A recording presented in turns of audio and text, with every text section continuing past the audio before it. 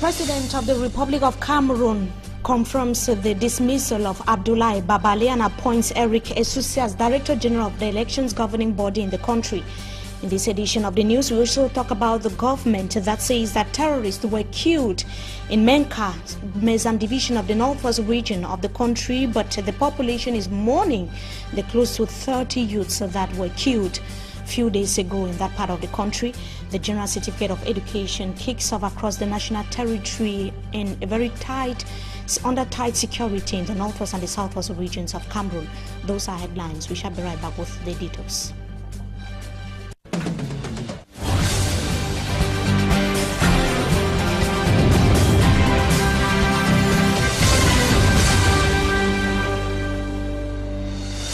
Good evening to you, ladies and gentlemen. We welcome you back from the weekend. You're watching the primetime newscast on Equinox Television.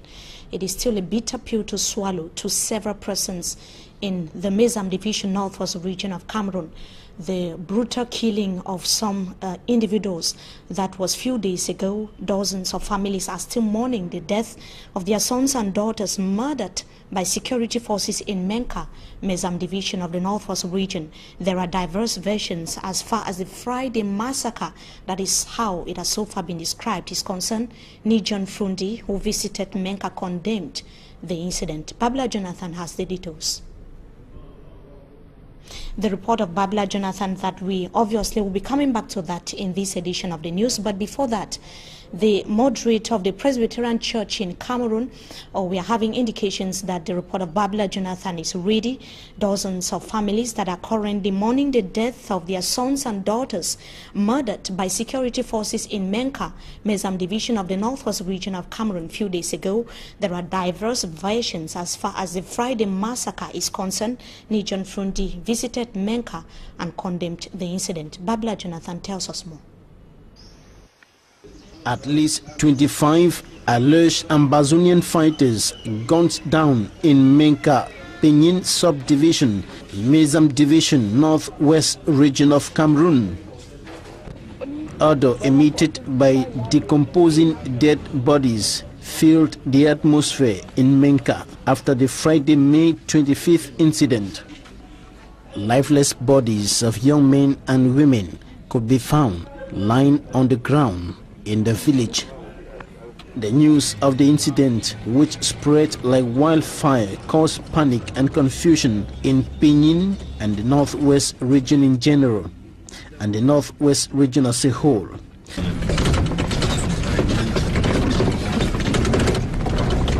They settled here when it's a group of them.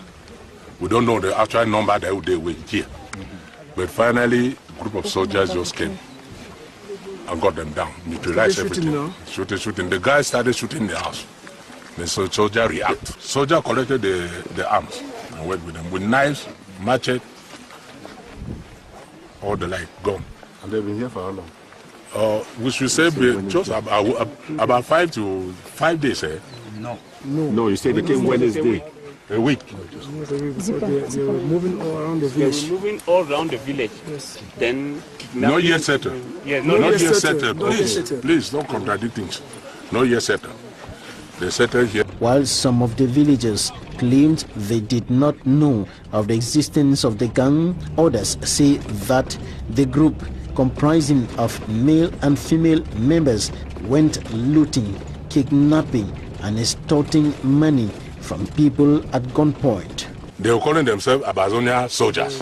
So Ambazonia soldiers, they call themselves Ambazonia soldiers, that they have came here to protect us. We were with them. They work the whole village, give money. We support them with money. People give them money. If you don't give money with the machete, they will set a knife with them. A girl was a gang leader even. Just show you a knife like this. Whatsoever in the pocket, you give them. And you are free. Even catching pigs. Some villagers told us that the suspected Ambazonian fighters abducted some youths and forced them to join the group, while others willingly joined the group. They escaped. The three of them escaped. 2 boys and 1 girl.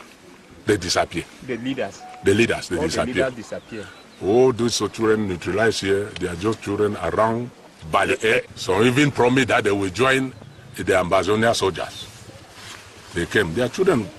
And the national chairman of the Social Democratic Front, John Frundi, on a fact-finding mission to Benin, found out that some innocent persons were caught in the fire. Where so many people have been killed, so many people are in the bushes, so many people are on the run.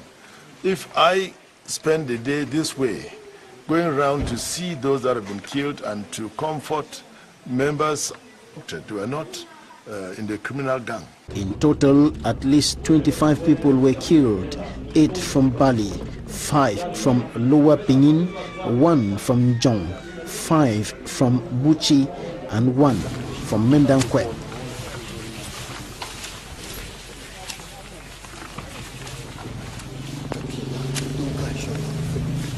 And on the weekend massacre in the northwest region of Cameroon, we shall be talking more on that in the second part of this newscast. The moderator of the Presbyterian Church in Cameroon has called on the government of the country to seek immediate solutions to the current socio-political unrest in the two Anglophone regions of Cameroon. Right Reverend Funky Samuel Foba made a declaration in Kompina, that is here in the littoral region of Cameroon, during an outing. The moderator promised to give his services if the government needed his help at any time. Details with Sumanjik and Gabriel. He was the August guest at Presbyterian Church, Kompina, this Sunday. Right Reverend Funky Samuel Foba, PCC moderator, was to officiate at the foundation stone of the church. In the course of the divine service, the moderator didn't miss out on the current political instability in the two Anglophone regions.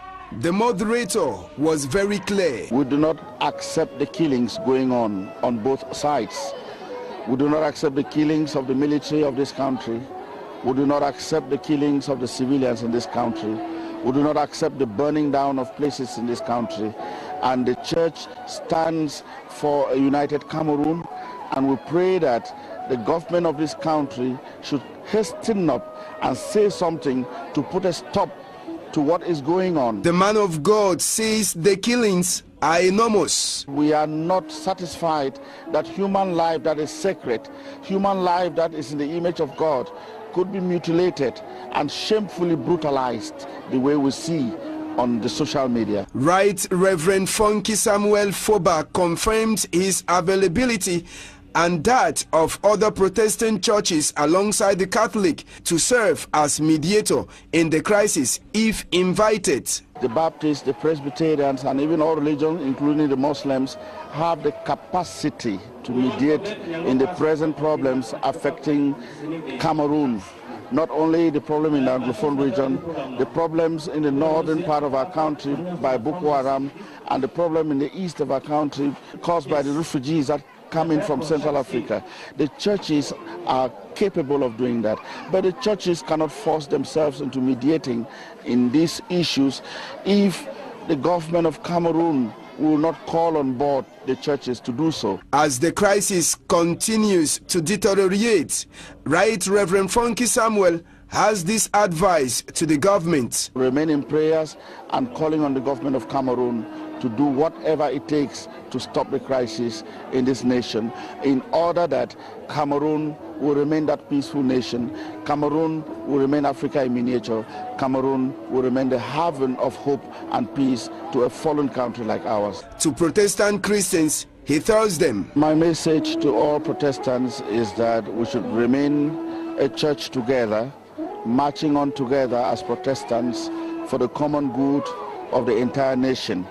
And to the Protestants of the Anglophone extraction, I can only tell them that God is still on his throne, wherever they are in the bushes and wherever they are in their miseries and pain. Let them continue to hope in the Lord. Let them remain on their knees, because God's time is the best. It was one of the rare outing of the PCC moderator, who was recently appointed as the president of the All Protestant Churches, SEPCA, on the Anglophone crisis that has caused this far enormous damages to families in the two speaking English regions. And day one of the General Certificate of Education examination began in the two Anglophone regions of the country under tight security in Kumbo Boy division of the Northwest region. The turnout was timid, as we see in the following report.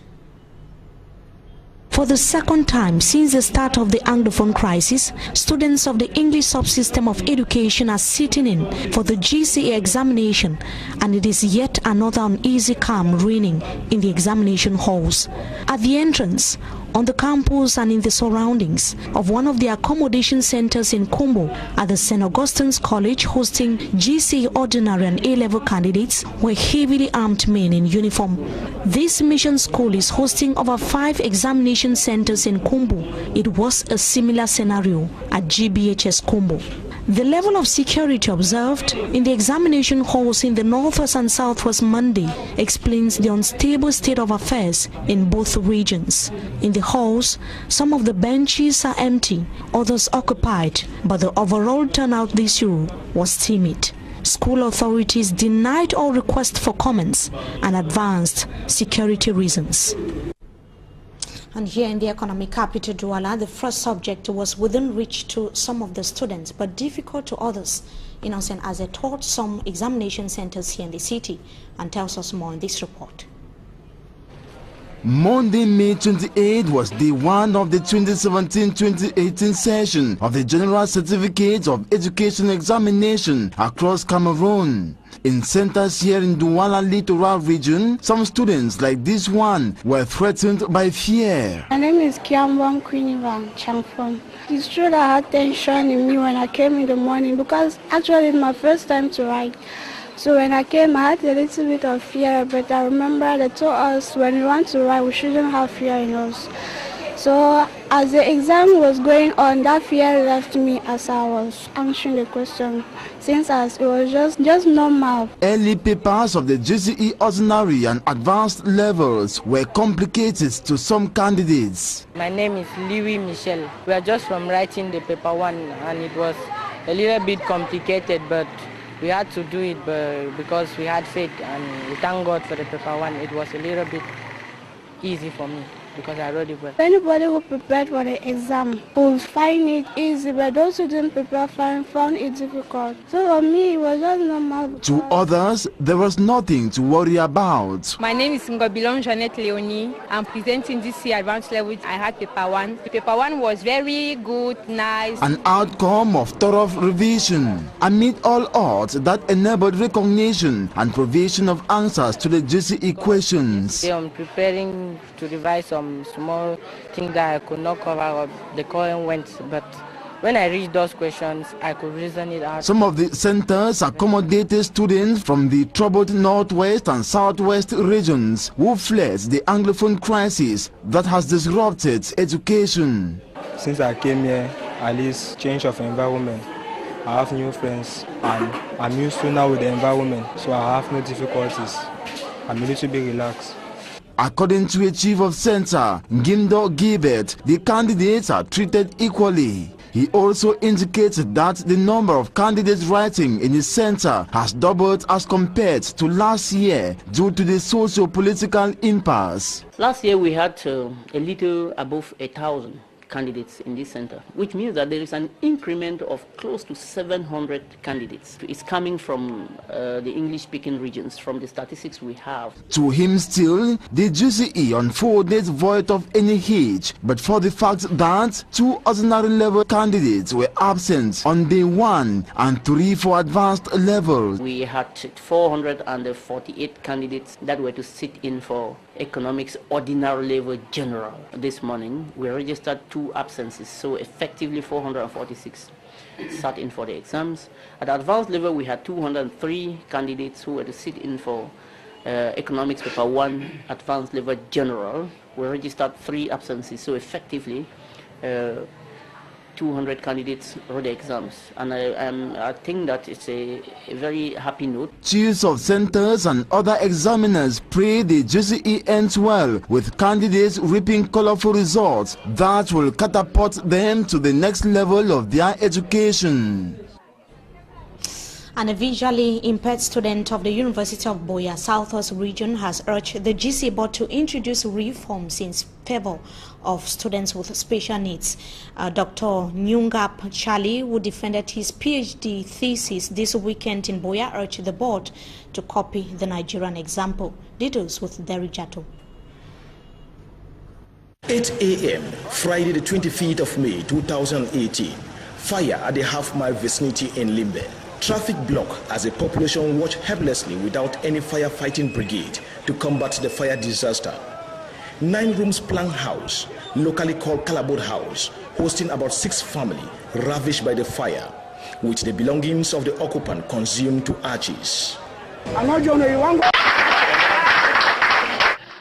The first ever visually impaired student from the University of BIYA has defended his PhD thesis.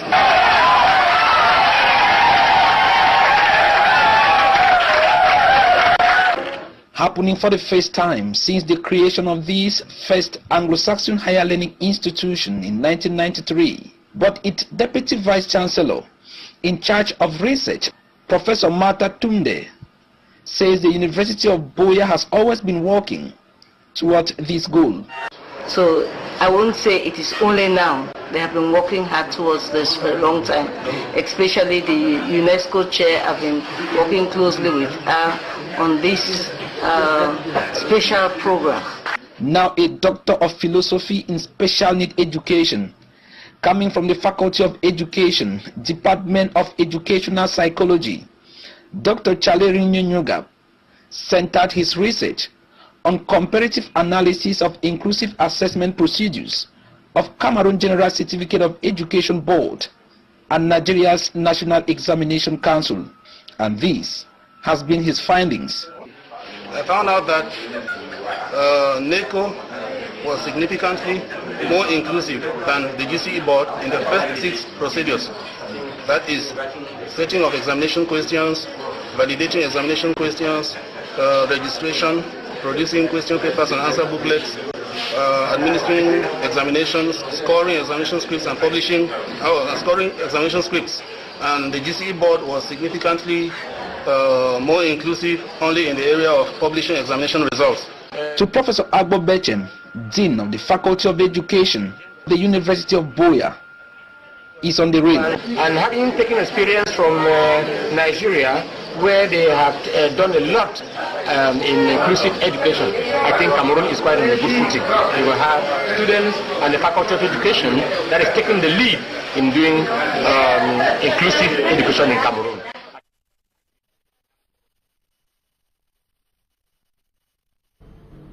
And Elections Cameroon has a new Director General. Eric Esuse has been appointed to replace Abdoulaye Babale, who was sidelined by members of the Board of Directors for gross misconduct. That was last week. Eric Esuse, who is expert in election issues, would be assisted by Abdul Karimu. They were appointed this afternoon by the President of the Republic of the country. Now we come back to these ravaging flames in Limbe that pushed dozens out of their houses.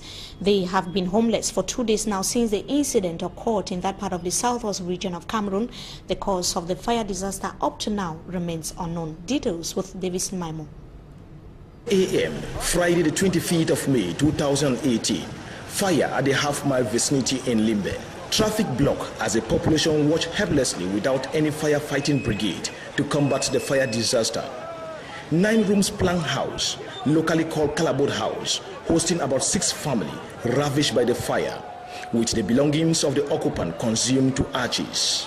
I'm not John, you want to go for a fire, you want to go for a fire, I'll fight you only my gas bottle, all my picking that makes it the whole house, all we rent. No man knows something. The firefighting brigade of the National Oil Refinery Sonora had to turn back after information that the fire has been brought to control. These sources say for fear of being attacked for arriving late due to its bureaucracy nature for it to leave the refinery. First Sonora disposes his own firefighting brigade.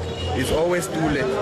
So each time we have fire here in Limbe, we always encounter total losses.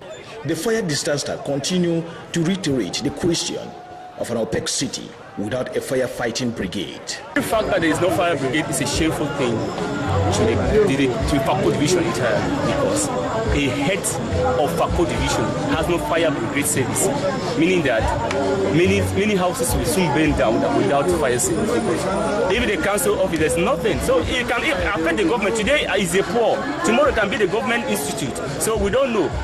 So we are begging the BIYA, then if they should apply for Yaoundé, they should send them one, they should have a fire brigade. It would be nice. And in news out of Cameroon, a Malian migrant hailed as a hero after mounting a daring rescue to save a small boy dangling from a balcony that was in Paris, France. Mamoudou Gassama won widespread praise after climbing from balcony to balcony outside of the building to save a 4-year-old child. After meeting with the French President Emmanuel Macron at the Élysée Palace, President Macron said that he would be met a neutralized citizen and be given a role in the fire service in the country. He thanked Mr. Gassama and gave him a medal for courage. Amongst those to praise the 22-year-old's heroism was the Paris mayor, Anne Hidalgo. She referred to him as a Spider-Man of the 18th and called him an example for all citizens. Mr. Gassama, the acclaimed Spider-Man, is said to have arrived France last Euro via a boat taking a long and dangerous journey to Europe over the Mediterranean Sea via Italy. And that brings us to the end of this first segment of the news. Time for us to meet our guests. We shall be right back.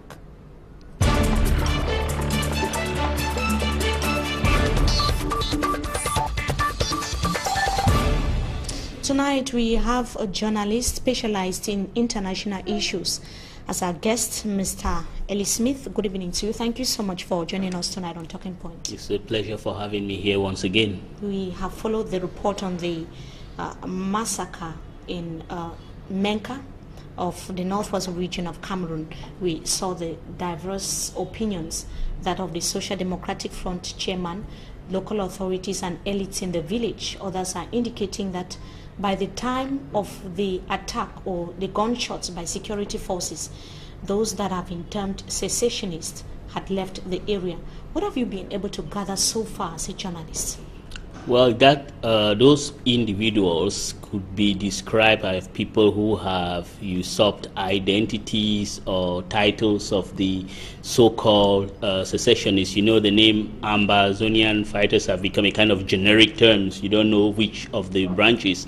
What I heard about 2 or 3 days before the incident became what it has become was that there were some individuals who came into that locality and were raping, taking people hostages, and I think the icing on the cake was when they drove someone from his hotel.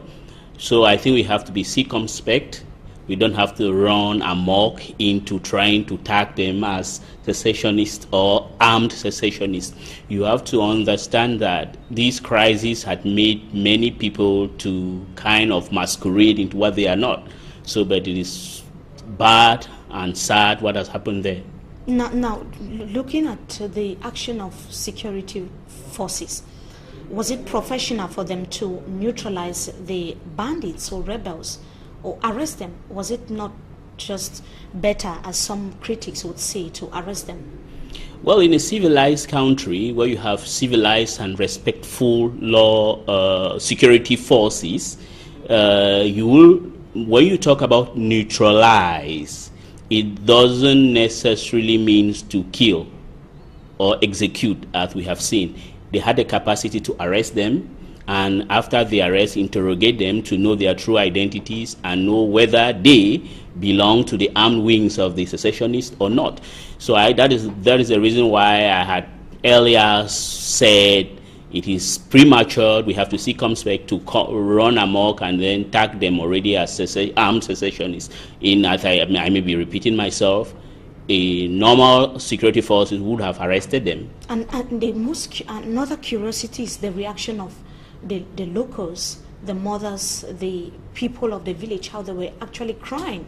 If the action of security forces was supposed to be praised as some local elites would want us to understand, they would have been happy that rebels were finally gotten rid of. But that's not the situation we could see. We saw how many people were crying.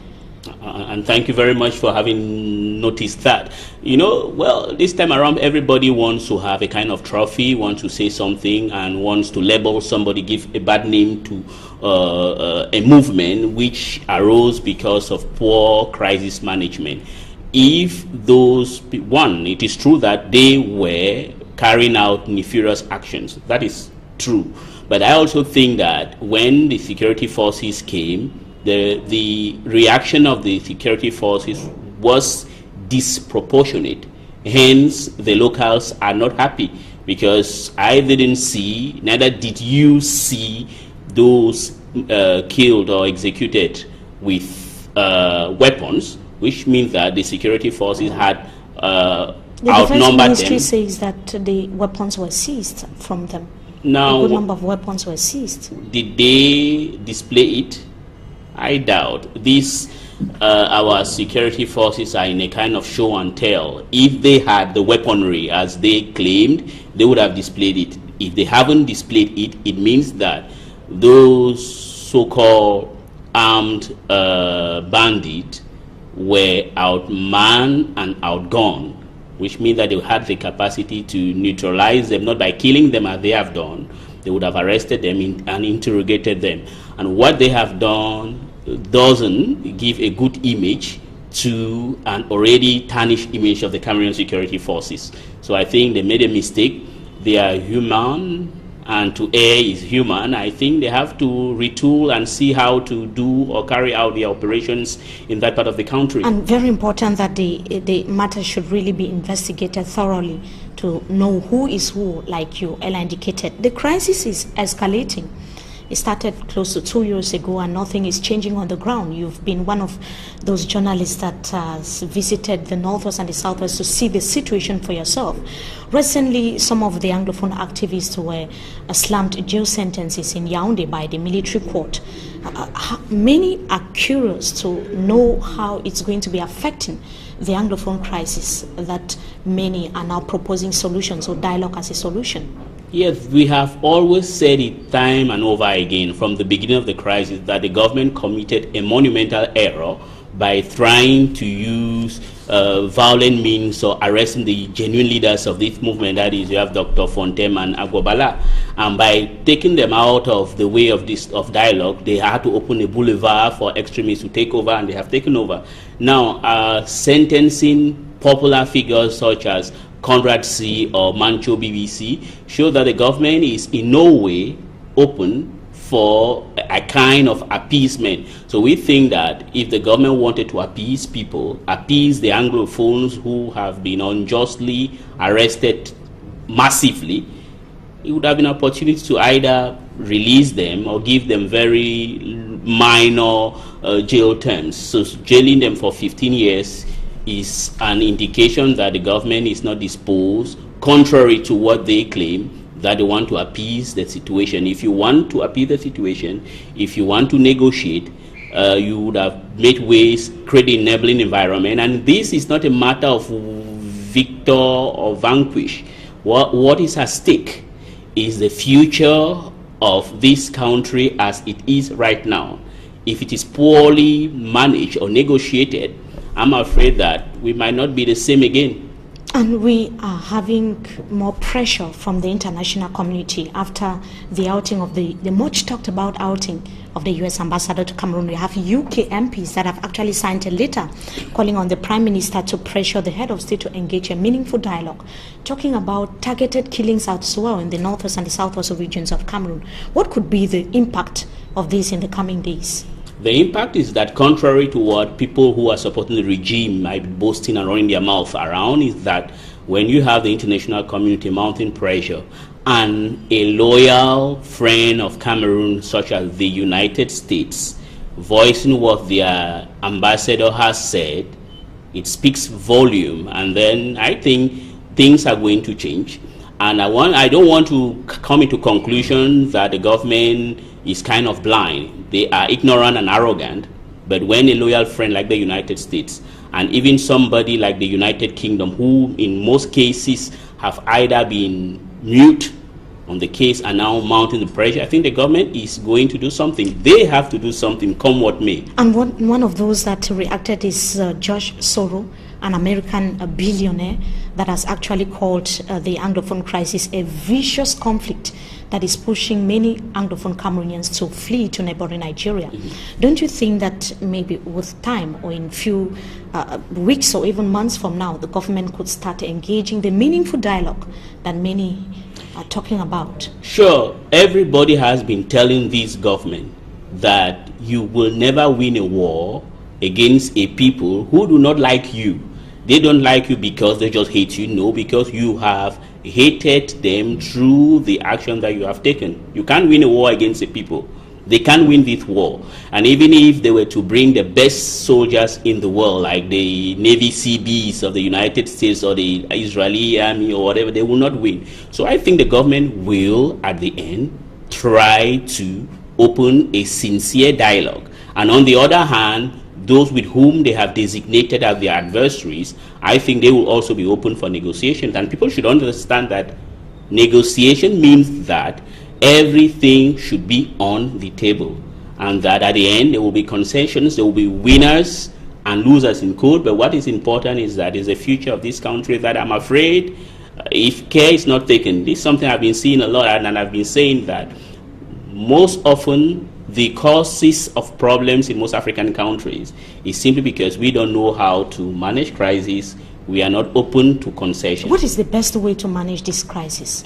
Apart from releasing those that have been arrested, like it's been like a sing-song calling on the government, release all those that have been arrested, demilitarize the two Anglophone regions of Cameroon. What could be the best way of handling this crisis? Well, that's a total clarification. May I try? First of all, if I were the government, I think at the University of BIYA they have something on crisis management. They could have gone there and asked them to do it. But I would want to say this: the government knows how many houses they have burned. The government knows how many people they have killed.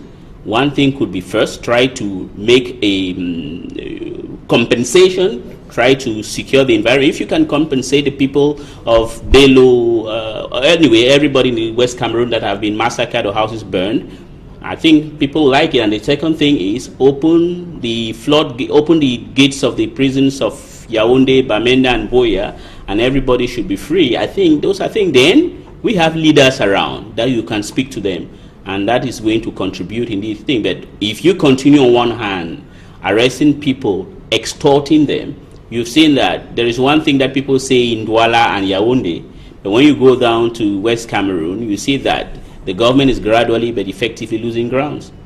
Now, before we go, would want to get your reaction on this saga on the monument of Ruben Omyobe, a nationalist and a national hero in the country that was vandalized by some chiefs of the Bell Canton. It took place at the weekend in Cameroon. It has triggered nationwide and international reactions, many questioning why could chiefs carry out such an initiative. What is your reaction, Mr. Elliot Smith? My reaction first is that is in defense of the people of Bell, the Belle people of Canton Bell. One, they are not against the fact that the government wanted to erect a monument in honor of a proud Cameroonian nationalist in the name of Ruben Omyobe. The thing is, were they consulted? I doubt. You don't come and impose a monument on a people under the guise that he was a national hero.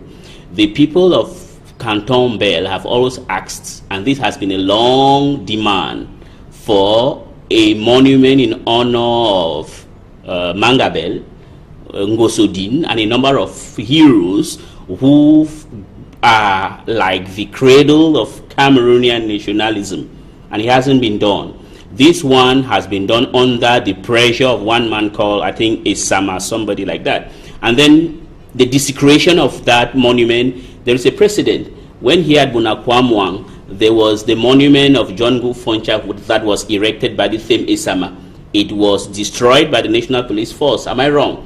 So You're there's a precedent about that. And the other thing is that we have a government that has never done an effort to honor our respective national heroes. So I think why we want But a national hero is being rejected by chiefs. No, they haven't rejected it. Rejected by chiefs. It's a national hero. Should there be conditions or place or a particular place where a monument of a national hero should be erected? Of course, yes. If you go to Harare, that's what they call the Hero Square. And if you go to Brazzaville, they have a number of monuments erected around the country, in the capital. And there's a controversial monument, that of Savagnon de Brazza, that the natives are saying, why didn't you erect one in honor of Makoko, the person who made Savagnon de Brazza? And it's the same thing here. If you want to erect a monument in honor of Reuben Umnyobe, with due respect for whom he was or he is, he's a hero, but you need to consult with the people of the locality. But it was not a hidden news. Everybody was aware of it because it was written in the press. They saw the monument being mounted. But at the end of the day, they came for the destruction. That is why many are curious, because others are saying that it's some sort of tribalism. No, it's we not are condemning on a daily basis in the country. No, the people of Douala, the people of the coast are not tribal people. They are very open. Anybody who says that they are tribal are either mischievous or dishonest. I think that it is just a reaction when you don't consult people. It's just like in West Cameroon, when you decided one day to throw into the bin a constitution that was signed. Do you expect me to accept what is going on? No, I think that with due respect of what is going on, the people of Canton Belwe, no, I think they should consult them. And I think a communique came out from the palace there saying that they are not against Umnyobe. We in this country must know that before Umnyobe came, we respect him a lot. There was Rudolph Mangabel, there was Ngosodin, and I said there was a precedent here. Why didn't it rise the same wave that it's rising today? This government has never honored any national hero for simply because of one reason. They don't have the they don't have the moral high grounds of where they are today. So I don't want to take the people of Canton Bell are not tribal, but we have to understand that we have to conciliate their demands with us in order to have to strike a balance. Thank you so much, Mr. Eli Smith, for joining us tonight on Talking Point. It's a pleasure, madam. We hope to have you some other time again. God willing. Thank you. To our viewers, it was equally a pleasure having with us in this edition of the news on Equinox Television. Wishing you a blessed stay in the company of our programs. Until we meet again, goodbye.